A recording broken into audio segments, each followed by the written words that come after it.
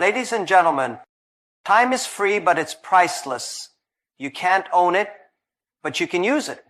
The richest person in the world and the poorest person on the street both have 24 hours a day. What separates the two is not money, it's how they use their time. If I told you that in just 7 days you could take control of your time, would you believe me? Most people wouldn't. They think mastering time is about buying expensive planners, downloading apps, or attending seminars. Let me tell you the truth. Mastering your time is about mastering yourself. On the first day of mastering your time, your only task is to observe. That's it. Don't rush into planning. Don't try to fix anything yet. Just pay attention. Carry a notebook with you. Or use the Notes app on your phone if you must. And track exactly how you're spending every hour. From the moment you wake up to the moment you sleep, write it all down. You may think you already know how your day goes. You wake up, go to work or school, eat meals, maybe scroll through your phone, handle a few tasks, talk to people, and go to bed. Simple, right? But when you track every action, every distraction, and every interruption, something happens. Reality hits. You'll be surprised how often we lose time in the small gaps. 10 minutes waiting for a ride becomes 25. 5 minutes checking social media turns into 40. A quick break becomes a long escape. We don't waste time in big blocks. We lose it in little leagues, slowly, quietly, until the day is gone and we wonder where it went. This day isn't about judging yourself. If you waste time, write it down. If you procrastinate, note it. Be honest. This is your mirror. And mirrors don't lie. They just reflect. People spend more time planning vacations than planning their week. That's because looking closely at how we spend our days can be uncomfortable. But discomfort is the beginning of growth. By simply becoming aware of your time, you're already ahead of most people.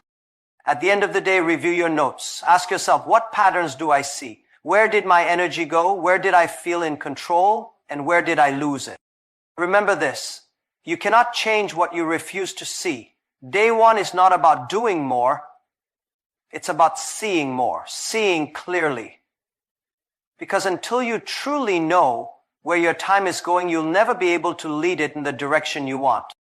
On the second day, it's time to act, but not by doing more. In fact, today is about doing less. Once you've seen where your time is going, you'll realize that a big chunk of your energy is being eaten not by tasks that matter, but by noise, distractions, low-value activities, pointless scrolling, reactive replies, uninvited conversations. This is the noise that drowns your focus quietly and daily. You need to cut it. Look back at your notes from yesterday. Identify at least 3 things that consumed your time but gave you little or nothing in return. Maybe it was the hour you spent arguing online. Maybe it was checking your email 20 times a day instead of 3. Maybe it was watching video after video until midnight, convincing yourself it was just to relax. Be honest again. But now, be ruthless. Pick one of those time wasters and cut it, not reduce it. Cut it. If it's a social media app, delete it, just for the week. If it's an unnecessary meeting, decline it or request a summary. If it's the habit of checking your phone every few minutes, turn off notifications. Do something that physically removes the temptation from your reach. You see, people talk about time management as if it's about squeezing in more tasks. But mastering your time often starts with subtraction, not addition. You don't become rich by adding more coins. You become rich by not leaking them. You must protect your time like it's money, because it's even more valuable. You can earn money back. You can't earn back lost hours. It's also important to start your day on your terms. Most people wake up and immediately hand over their attention to their phone. The day begins with messages, notifications, headlines, and suddenly your thoughts aren't your own anymore. That's noise. Take back the first 30 minutes of your morning. No phone, no internet, just your thoughts. A calm start gives you control. If you want to do big things, you need quiet. Noise is the enemy of clarity. When you remove it, you'll notice something powerful: space. Space to think, space to focus, space to breathe. And don't be surprised if this feels strange at first. Your brain is addicted to the noise. Silence will feel boring. Focus will feel unnatural. That's okay.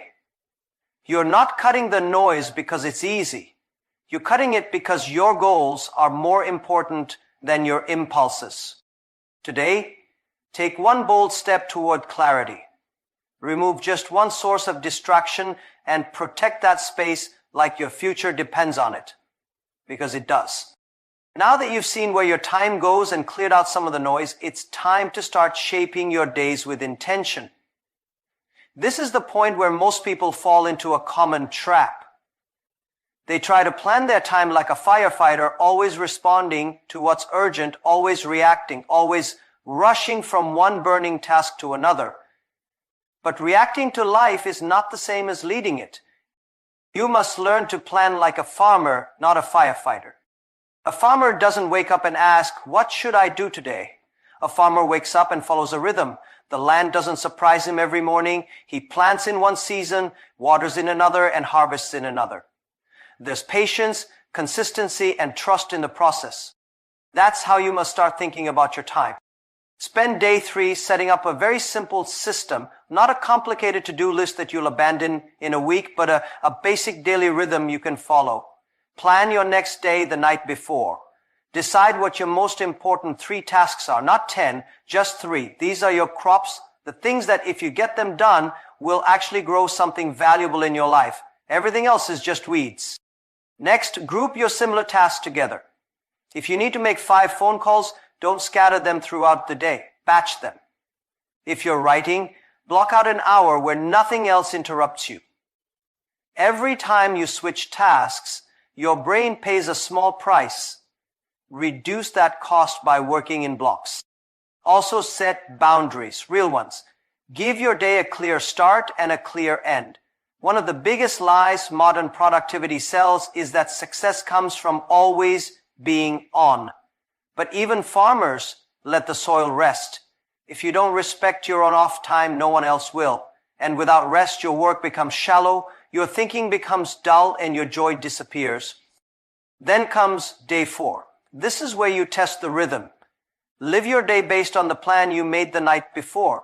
You'll notice 2 things happen. 1, you'll get more done than you thought. And 2, you'll be tempted to drift off track. That's normal. Planning your time is not about controlling every second. It's about creating direction. The goal is not rigidity. Life will interrupt you, sure, but when you have a plan, you return to it faster. Without a plan, every interruption becomes a detour. At the end of each day, take 5 minutes to reflect. Did I stick to my rhythm? What stole my focus? What worked well? Where did I fall off? And how can I adjust? Planning like a farmer means trusting the long game. You're not going to harvest results in a day, but if you plan, water, and care for your time consistently, you'll look up in weeks and realize you're no longer just reacting to life, you're creating it. By day 5, something shifts. You've started to reclaim your hours, you're cutting out distractions, you're planning your days with care. But mastering time isn't only about productivity. It's not just about getting more done. It's also about what you do with the time you save. Too many people spend their entire lives chasing things they can measure. Money, achievements, recognition. But the most valuable parts of life can be measured, and they definitely can't be bought. Today, it's about giving your time to the things money can't buy. When was the last time you sat with someone you care about without checking your phone? When did you last listen to someone, not to respond, but just to understand? When did you last take a walk without a destination, or laugh so hard you forgot the time? You see, money can buy a watch, but not more time. It can buy comfort, but not peace. It can buy medicine, but not health. And it can rent attention, but never love. Use this day to pause the endless chase and redirect your energy toward the things that truly matter. Call a friend you haven't spoken to in a while. Have a meal with your family and keep your phone face down. Go see your parents if you can. Visit a place from your childhood that reminds you where you came from. These small moments are the real wealth of life. Also, take a little time today to be with yourself, not for work, not for problem solving, just to reconnect. Sit in silence, reflect, write in a journal. Think about where you're going and whether the path you're on is taking you there or just keeping you busy. This is the part most people skip. They optimize their schedules, track every hour, chase every opportunity, but they forget why they started in the first place. They forget what makes life meaningful. If you don't intentionally give time to the things that nourish your spirit, life will slowly lose its color. You'll have motion without meaning, success without satisfaction, and one day you'll look back and wonder where the moments went. So today, resist the urge to just fill the hours. Don't see this as a break from progress. See it as a return to purpose.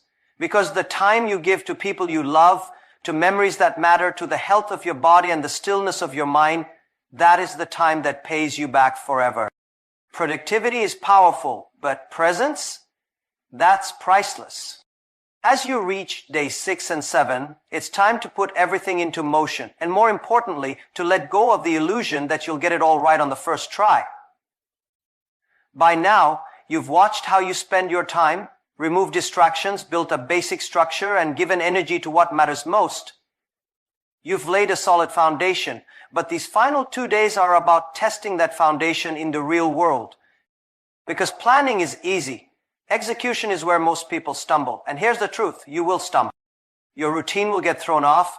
You'll fall back into old habits. You might sleep through an alarm, miss a task, waste an hour here or there. That's not failure. That's feedback. The most dangerous mindset you can have right now is perfectionism. The belief that your time management must be flawless from the start will only lead to frustration. The goal is not to become a machine.